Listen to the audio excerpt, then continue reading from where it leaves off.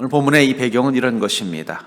이 음식의 문제를 가지고, 특별히 이제 그 당시 때 유대파 기독교인들과 헬라파 기독교인들 가운데 가장 큰 갈등이 뭐냐면, 유대파 기독교인들은 유대교적 배경 속에서 자라다 보니까 음식에 대한 어떤 정결함이나 구별에 대한 마음이 가득했습니다. 그러나 반대로 헬라파 이 기독교인들은 그 음식 문제에 대해서 자유로운 문화 속에서 자라다 보니까 이 음식에 대한 걸리는 게 없는 거예요. 아마 대표적인 게 아마 이 돼지고기가 가장 큰 걸림돌이었을지도 몰라요. 왜냐하면은 이 헬라인들은 돼지고기를 좋아했습니다. 근데 유대인들은 돼지고기를 이걸 부정한 짐승 절대 먹지 않았습니다. 아마 그런 식으로 이 음식에 문제가 있을 때 성령님께서는 그들이 이 문제를 잘 해결해서 그 교회 안에 평안이 오고 그들의 믿음이 견고해질수록 지혜가 되어 주신 장면입니다. 저는 이 장면을 보면서 이 지혜의 중요성에 대해서 이야기하고 싶어요. 성령님은 우리에게 지혜를 주시는 지혜의 하나님이십니다. 우리가 성령 충만하면요, 지혜를 갖습니다. 판단의 지혜를 갖고 어떤 문제를 바라보는 지혜의 힘이 생깁니다. 왜 우리가 성령 충만해야 되는가? 성령 충만하면요, 머리도 명석해집니다. 여러분들, 성령 충만하면 머리도 명석해져요. 실제로 그런 간증을 몇 번 들었어요. 이 글자를 배우지 못한 옛날에 우리 할머니들 중에는요, 성경을 그렇게 읽고 싶은데 글자를 모르니까, 뭐 한글을 모르겠습니까? 뜻을 모르는 거죠. 근데 어느 날 뜨겁게 기도했더니 한글이 보이기 시작해서, 그래서 성경을 읽게 됐다는 간증 많이 들어보셨죠? 성령님은 우리에게 지혜를 주신단 말이에요. 왜 이 지혜가 중요하죠? 우리 옛날에 그 금성전자의 그 유명한 광고 있잖아요. 순간의 선택이 10년을 좌우합니다. 결국 그 선택은 지혜를 말하는 것입니다. 결국은 지혜가 어떻게 되는 거예요? 10년의 삶을 후회 없이 만족할 것이냐, 아니면 후회할 뿐만 하냐, 이 차이인 것처럼 지혜는 우리 삶 속에 가장 중요한 것입니다. 그리고 그 지혜는 판단의 힘이 되고 그 판단을 통해서 우리는 삶의 유익을 혹은 영향을 얻게 된다는 거예요. 근데 제가 이 그리스도인들을 보면요, 참 속상한 게 뭐냐면 믿음은 좋은데 지혜가 부족한 그리스도인들이 의외로 많다는 거예요. 믿음은 좋은데 지혜가 부족해서 그 하나님 주시는 그 풍성함을 자기 삶 가운데 충만히 경험하지 못하는 그리스도인이 얼마나 많은지 몰라요. 근데 저는 또 세상에서 보면요, 믿음도 없고 사람도 별로인데 지혜가 있어서 자기 처신을 잘해서 잘 살아가는 사람들도 있어요. 제가 그걸 못 깨달은 게 있습니다. 그건 믿음의 문제가 아니라 지혜의 문제구나. 성공하는 그리스도인들의 공통점은 뭔지 아세요? 그들은 믿음만 있는 게 아니라 지혜를 가지고 있다는 거예요. 물론 믿음과 지혜를 완전히 구분할 수는 없습니다. 왜냐하면 그리스도인에게 모든 지혜는 믿음으로부터 오는 것이기 때문이에요. 그런 의미에서 여러분, 우리가 믿음의 기도를 할 때도 어떤 기도를 해야 되겠어요? 지혜로운 그리스도인 되게 해달라고 기도하셔야 돼요. 저는 매일매일 아침에 일어나서 하루를 시작할 때 잠자리에서 일어나기 전에 꼭 기도를 하고 시작합니다. 그때 반드시 하는 기도가 뭐냐면, 주님, 오늘도 저에게 지혜를 주시옵소서. 제가 말과 생각과 행동하는 것에 있어서 어리석은 판단과 행동을 하지 않도록 저에게 지혜를 주시옵소서. 꼭 그 기도를 멈추지 않습니다. 저는 우리 아이를 위해서도 기도할 때 꼭 그 기도를 멈추지 않아요. 주님, 우리 아이가 지혜로운 여인이 되게 하여 주옵소서.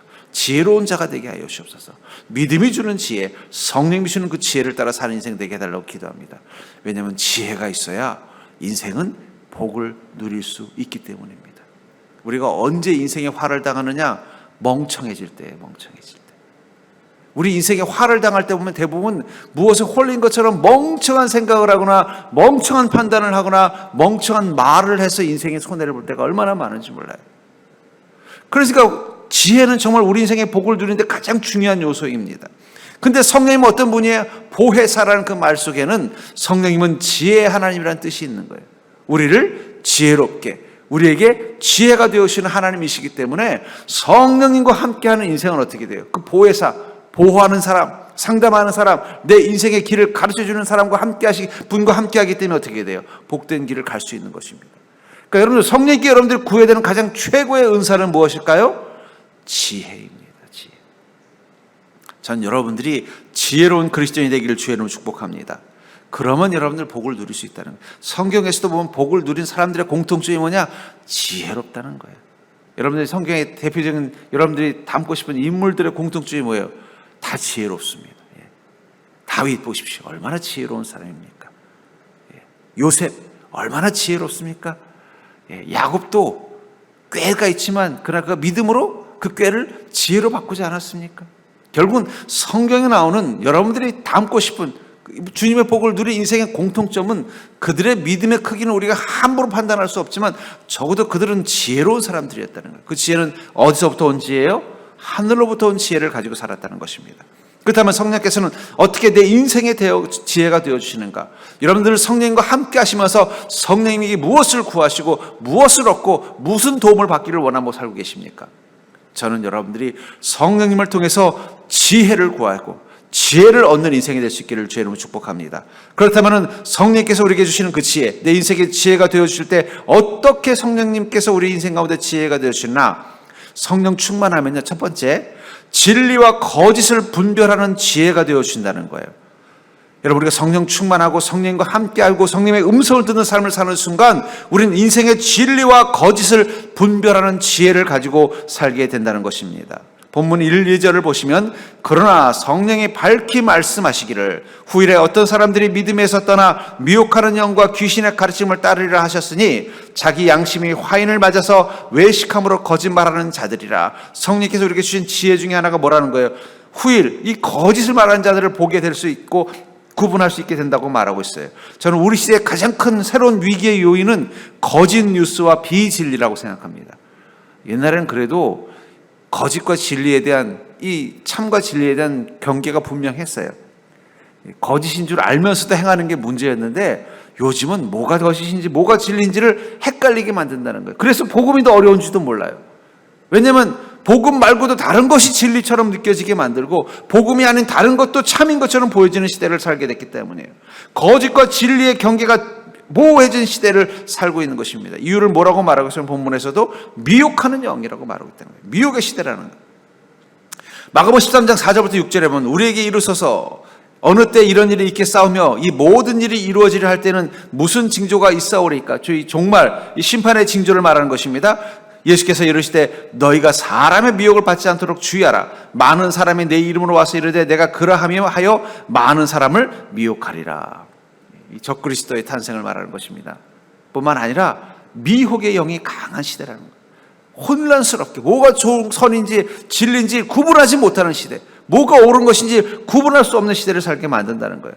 그리고 그 결과는 어떻게 되냐면 야고보서 1장 14절부터 15절에 보니까 오직 각 사람이 시험을 받는 것은 자기 욕심에 끌려 미혹됨이니 욕심이 잉태한 즉 죄를 낳고 죄가 장성한 즉 사망을 낳느니라. 왜 거짓과 진리의 경계가 모호해지는 이 미혹의 영이 가득한 시대가 되면 그것이 우리 인생에 위험하냐면 우린 죄인이기 때문에 우리 죄성이 어떻게 된다는 거예요. 그 미혹 앞에 마치 아담과 하와가 선악과에게 끌리는 것처럼 자기 욕심에 끌려서 미혹되게 돼 있다는 거예요. 우리 안에 욕망과 죄가 반응하게 돼 있다는 거예요. 거짓과 진리가 모호해진 곳에서 우리도 모르게 반응하다 보면 어떻게 돼요? 결국은 그 결과로 죄가 만들어지고 그 죄가 우리를 파멸, 사망으로 이끌어 간다고 말하고 있는 것입니다.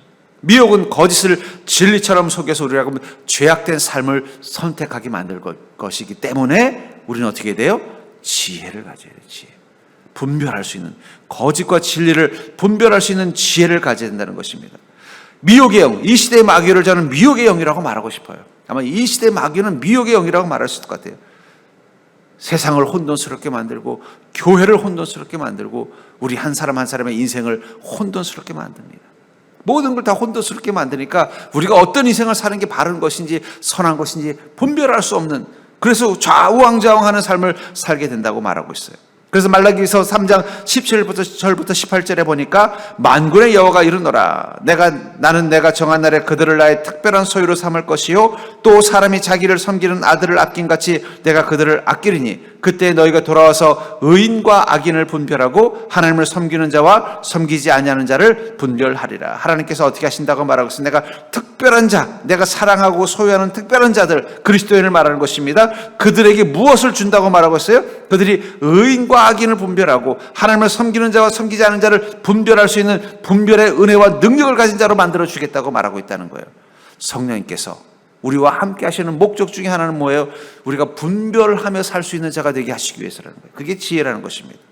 여러분, 거짓만 분별해도 우리는 위험에 빠지지 않습니다. 진리가 무엇인지만 분별해도 우리는 복된 길로 갈 수 있다는 거예요. 그 분별력을 잃어버릴 때부터 우리 인생 가운데 위험이 오는 거예요. 혼돈이 오는 것입니다. 그런 의미에서 하나님께서 우리를 사랑하셔서 우리에게 주시는 축복이 뭐라는 거예요? 분별의 능력이라는 거예요. 여러분들, 분별만 해도 우리는 복된 길로 갈 수 있습니다. 여러분들의 인생의 주변에 보면 실패와 어려움을 겪는 사람들의 공통점이 보면은요, 분별력이 흐려진 사람들인 거예요. 그 순간 위기가 오는 거예요. 위험한 것입니다.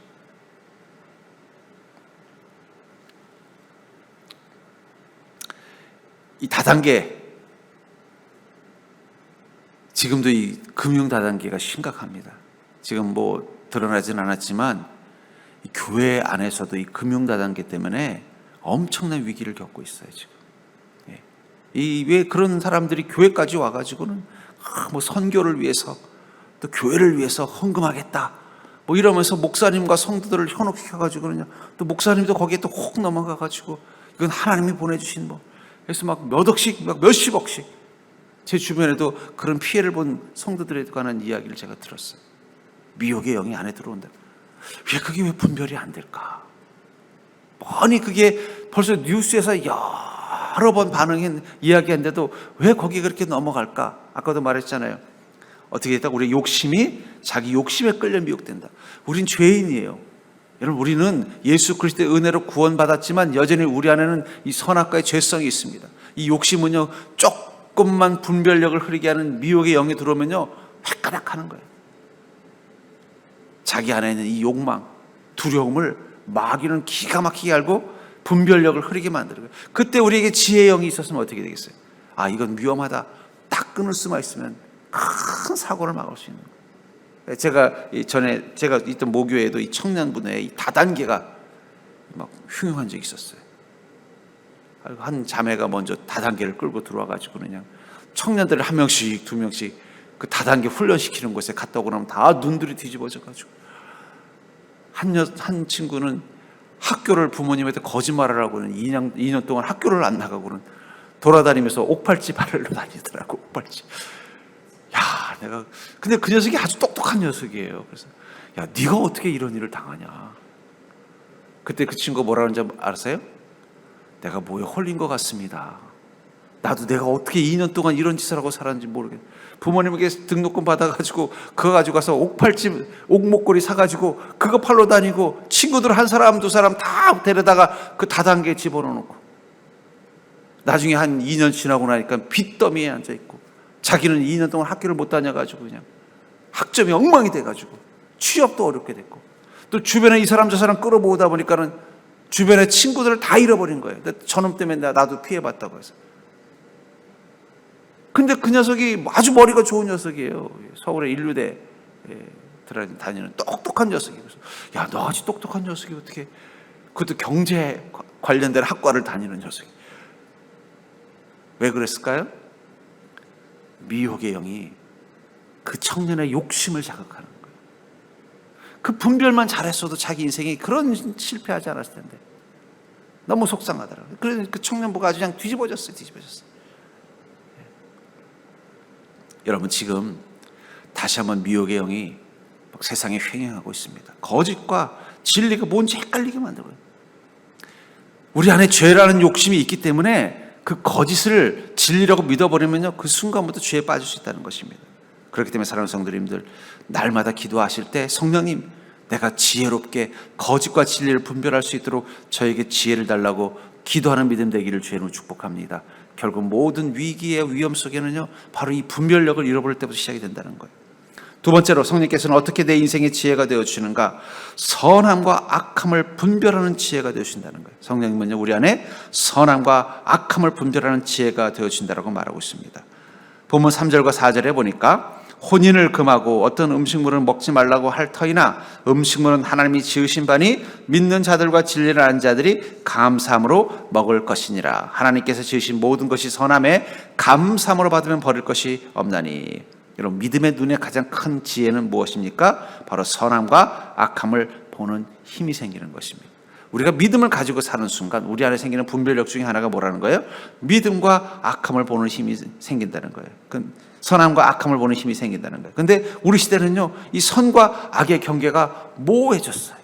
이게 도대체 뭐가 선인지 뭐가 악인지, 분명히 옛날에는 악한 거라고 생각했는데 어느 순간 그게 선한 것이 돼버리고, 소위 말하는 그걸 윤리적 상대주의라고 합니다. 거기에 빠졌다는. 그러니까 사람들이 선과 악에 대한 판단력을 포기해버려요.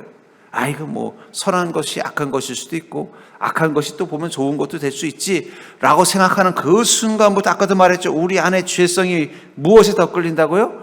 여러분, 인간의 죄성은요, 선한 것보다 악한 것에 끌리게 돼 있고 진리보다는 거짓말에 더 잘 끌리게 돼 있는 겁니다.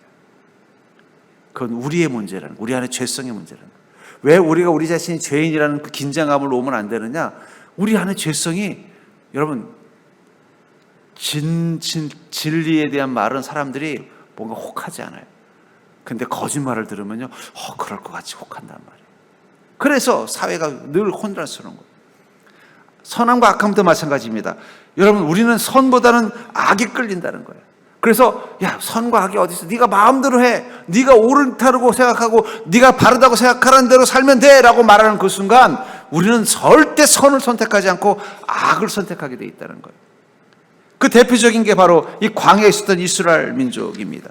출애굽기 32장 7절부터 8절에 보면은 모세가 하나님의 말씀을 받기 위해 시내산에 올라가 있는 동안 밑에 있었던 이 이스라엘 민족이 기다리다 못해서 우리는 못 기다리겠다. 모세 죽었나 보다. 우리를 위해서 신을 하나 만들어 달라고 아론에게 요청을 합니다. 그 장면을 이렇게 말합니다. 여호와께서 모세에게 이르시되 너는 내려가라. 내가 애굽 땅에서 인도해낸 내 백성이 부패하였도다. 그들이 내가 그들에게 명령한 길을 속히 떠나 자기를 위하여 송아지를 부어 만들고 그것을 예배하며 그것에서에게 제물을 드리며 말하기를 이스라엘아 이는 너희를 애굽 땅에서 인도해낸 너희 신이라 하였도다. 여러분 생각해 보십시오. 지금 모세가 누구 만나러 갔어요? 이스라엘 민족을 애굽에서 구원한 신을 만나러 올라갔는데 그 밑에 있으면서 누구를 신이라고 말하는 거예요? 송아지를 신이라고 말하고 있다는 거예요. 아니 분명히 지금 뻔히 지금 애굽에서 이스라엘 민족을 구원한 그 하나님을 만나러 모세가 올라간 그 밑에 있으면서 하나님이 아닌 엉뚱한 것을 가져놓고 뭐라는 거예요? 이게 우리를 구원한 신이라는 말도 안 되는 어거지를 또 믿고 좋아하고 있다는 거예요. 근데 그 상황을 뭐라고 말하냐면 내가 그들에게 명령한 길을 속히 떠나. 속히 떠나는 뭐예요? 죄에 대해서 너무너무 기다렸다는 듯이 죄를 짓더라는 거예요. 여러분 그게 인간의 죄성이라는 사실을 꼭 기억하시기 바랍니다. 우리 안에 이 죄성은요 절대 선한 것을 기다리는 자가 아니에요. 조금만 죄를 허용하는 문화가 되면 어떻게 된다는 거예요? 속히 죄를 향해 떠나는 존재가 된다는 거예요.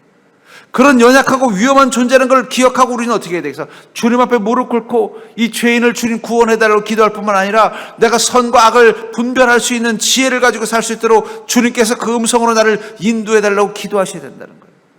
안 그러면 우리는 언제든지 악을 선택할 수밖에 없다는 거예요. 그 악을 선택한 결과는 무엇입니까?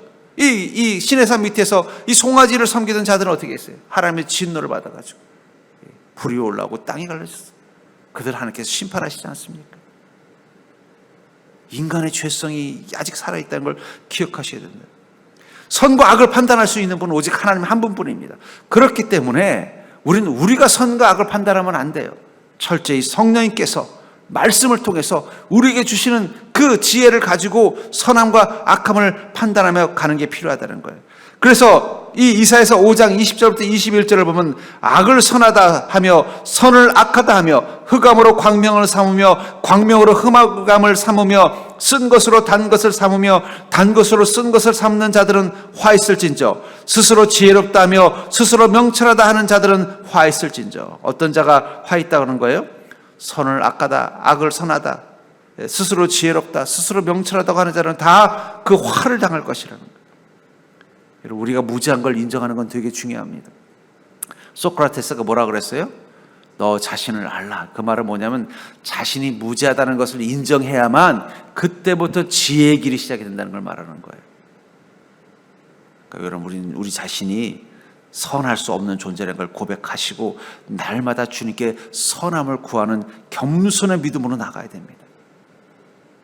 주님, 제가 주님의 음성 듣지 않으면 주님의 말씀을 깨닫지 않으면 언제든 악한 길을 선택하며 나갈 수 있습니다라고 고백하면서 주님께 선을 구하면서 가면 그 길이 어떻게 됐어요? 하나님께서 그 길을 복된 길로 인도하시기 때문에 우리는 그 선함의 길을 따라가기 때문에 결국은 주님의 은혜를 경험하는 인생이 될 수 있다는 것입니다. 지금 세상은요 선과 악이 구분되지 않는 시대를 살고 있어요. 언론에서 몇 분 때려주고 또 전문가 몇 마디 해버리면 갑자기 악한 게 선한 게 되고 선한 게 악한 게 되는 이상한 세상을 우리는 살고 있다는 거예요. 그 속에서 우리는 깨어 있어야 합니다. 왜냐하면 분명히 주님 뭐라고 말씀하셨어요? 화 있을진저. 하나님이 언제까지 그 악함을 참지는 않으신다는 거예요. 우리가 그 어리석은 죄 속에 빠지지 않으려면 어떻게 되겠어요? 날마다 주님께 지혜를 구하셔야 됩니다. 성령님, 오늘도 제가 선한 것과 악한 것이 무엇인지를 분별할 수 있는 믿음의 눈을 크게 뜨고 살게 해주시옵소서. 그 속에서 내가 선한 길을 가게 도와주시옵소서. 하나님의 영광이 되는 길을 가게 해 주시옵소서.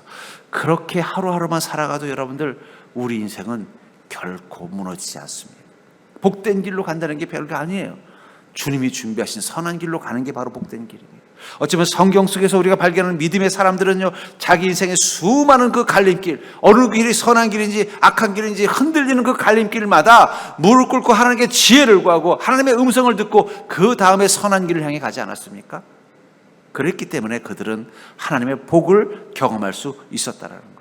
전 그런 의미에서 여러분들 날마다 주님 앞에 자신이 죄인임을 고백하면서 성령께서 내가 선한 길을 갈 수 있도록 믿음의 눈으로 내 인생을 볼 수 있게 해주시고 주님의 말씀을 통해서 내가 선한 길을 따라갈 수 있도록 주님의 음성을 허락해달라고 간구하는 기도 되기를 주의 이름으로 간절히 축원합니다.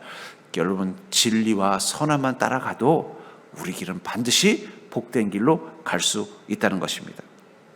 세 번째로, 성령께서는 어떻게 내 인생의 지혜가 되어주실까요? 모든 상황을 축복으로 바꾸는 지혜가 되어주신다는 거예요. 모든 상황을 축복으로 바꾸시는 지혜가 된다고 말하고 있습니다. 디모데전서 4장 4절부터 5절에 보니까 하나님께서 지으신 모든 것이 선함에 감사함으로 받으면 버릴 것이 없나니 하나님의 말씀과 기도로 거룩하여 짐이라. 하나님이 지으신 모든 것이 선함에 감사함으로 받으면 버릴 것이 없나니 하나님의 말씀과 기도로 거룩하여 짐이라. 물론 1차적으로는 이 음식의 가치에 대해서 이야기하는 것입니다만 저는 이것을 하나님의 은혜의 방법이라고 생각합니다. 하나님께서 우리에게 은혜를 베푸실 때 주시는 가장 큰 능력은 뭐냐면 하나님의 은혜는 변화의 은혜라는 것입니다. 지팡이를 뱀으로 변화시키시는 하나님, 물을 포도주로 바꾸시는 하나님, 우리 인생의 고통과 절망과 낙심을 축복과 소망과 감사로 바꾸시는 하나님, 그게 하나님의 능력이라는 거예요. 우리가 이 땅 가운데서 경험하는 하나님의 능력은 바꾸시는 하나님의 능력입니다. 그래서 창세기 39장 23절에 보면은 이 요셉이 이 왕의 감옥에 있을 때 간수장이 요셉이 비록 죄수이지만 그를 마치 간수처럼 자기 밑에 있는 부간수장처럼 쓰게 된 계기를 이렇게 말하고 있지 않습니까? 간수장은 그의 손에 맡긴 것은 무엇이든지 살펴보지 아니하였으니 이는 여호와께서 요셉과 함께 하심이라. 여호와께서 그를 범사에 형통하게 하셨더라. 여기 여호와께서 그를 범사에 형통하게 하셨다는 것, 여러분, 간수장이 자신의 일을 완전히 맡기고 살펴보지 않는다는 건 뭘 의미할까요? 여러분, 리더는요 늘 밑에 이 함께 일하는 사람들에 대해서 늘 살펴봅니다. 근데 왜 살펴보느냐? 혹시 실수할까봐, 혹시 실패할까봐, 혹시 잘못된 선택을 할까봐 늘 살펴보는 거예요. 더 잘하는 건 살펴보지 않아요.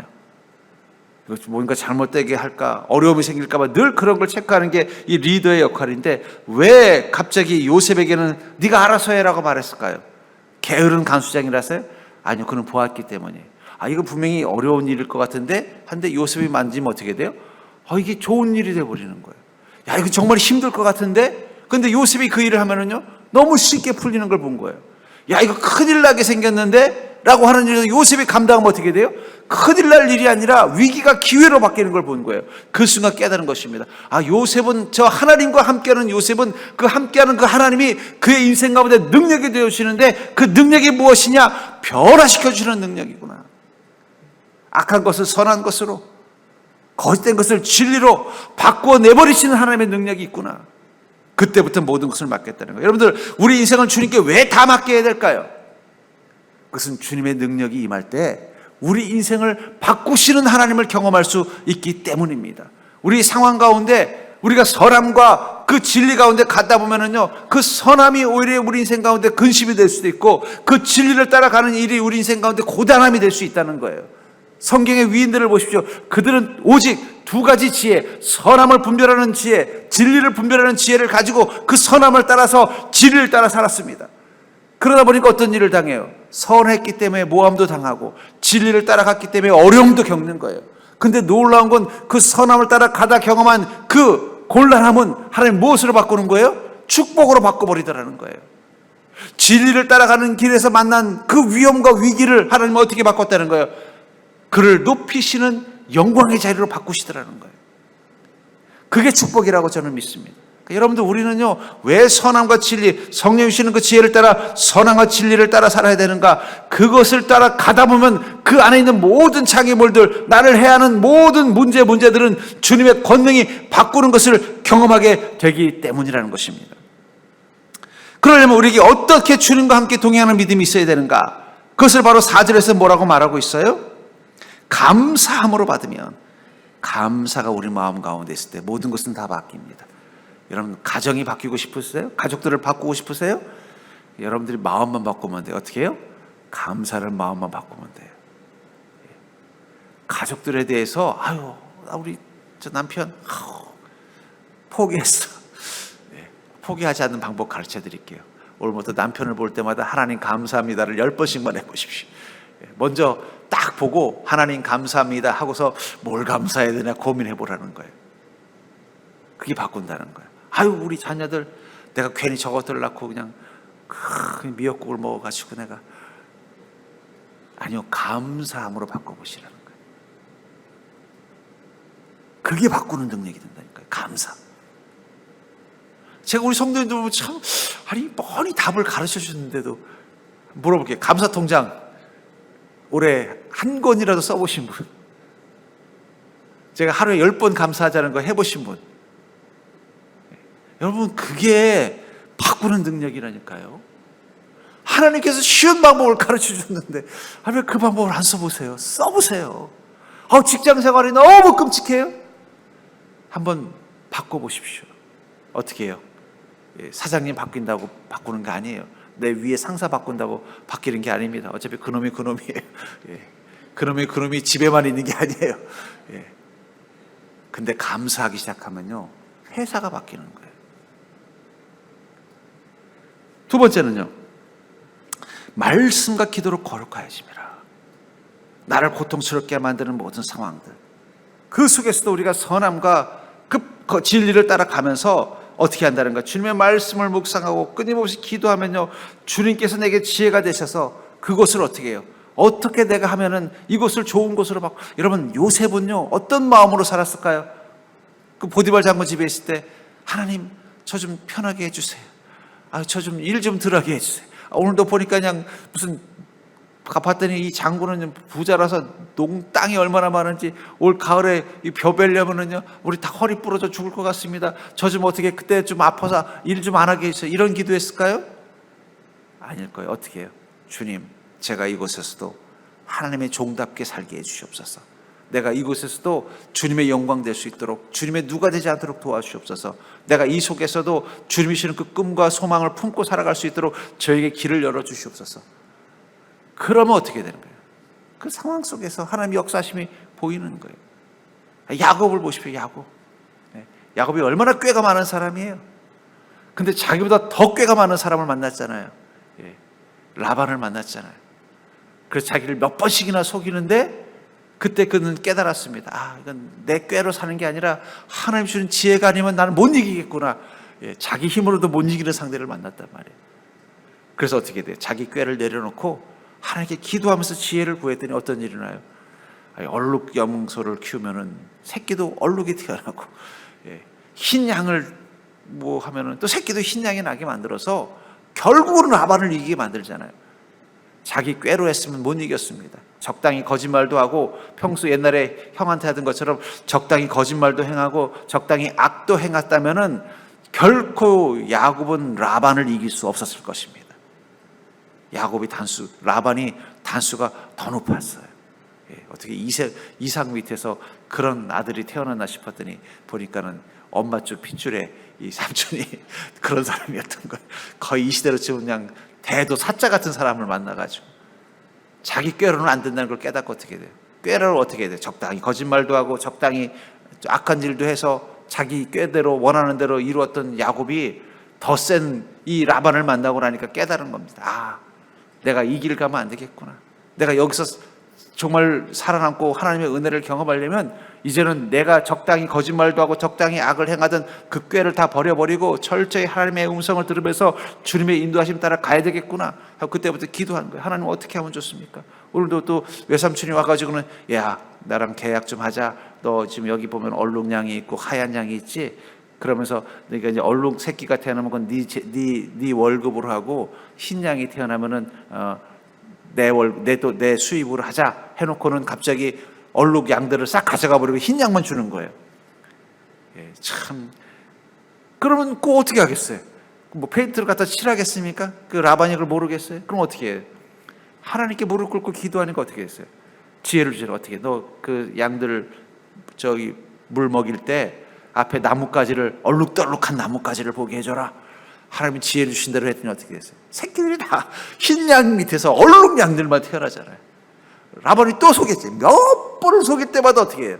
어떻게 그때마다 그 상황을 다 변화시켜서 축복으로 만들 수 있었어요? 야곱의 꾀가 아니라는 거예요. 하나님께서 그 모든 상황을 축복으로 바꾼 거예요. 여러분, 하얀 양한테 이 얼룩무늬 있는 나뭇가지를 본다고 이 얼룩 양이 태어나겠습니까? 예? 그건 하나의 상징적인 순종의 표현일 뿐이에요. 하나님의 명령 앞에 순종하는 것을 상징하는 것이지. 아마 야곱도 그랬을 거예요. 하나님, 이건 과학적으로 합리적이지 않습니다. 예. 만약 그게 사실이면 유전학적으로 엄청난 발견이에요. 중요한 건 순종이죠, 순종. 하나님이 그때 바꿔버리신 거예요. 그러니까 여러분들, 우리가 왜 성령님과 함께 동행해야 되는가? 거짓과 그 악함이 아니라 성령님과 함께 동행하는 우리는 진리와 선함을 따라갈 것입니다. 그리고 그 진리와 선함을 따라가는 모든 길 속에서 우리가 만나게 되는 우리 인생의 문제와 어려움과 고통과 그것들을 하나님께서 어떻게 해요? 축복으로 바꾸시는 것을 경험하게 된다. 지혜를 통해서, 말씀의 지혜를 주시고 기도의 권능을 통해서, 그리고 감사함으로 그것들을 바꾸게 해주는 능력을 가지게 하신다는 거예요. 그 때문에 사랑하는 성도님들, 올 한 해 여러분들은 얼마나 성령이 주시는 지혜로 살아오셨습니까? 저는 여러분들이 이제는 믿음의 확신을 가지고 사시기를 주의 이름으로 축복합니다.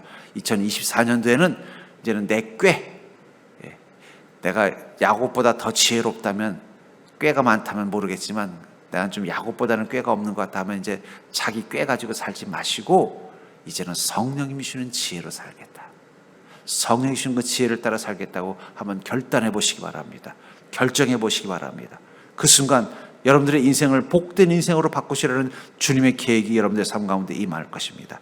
날마다 성령께서 주시는 그 지혜로 사는 복된 인생이 될 수 있기를 주의 이름으로 간절히 축원합니다. 성령님은 지혜 하나님이십니다. 이제는 성령님께 지혜를 구하는 믿음 되시기를 주님의 이름으로 간절히 축원합니다.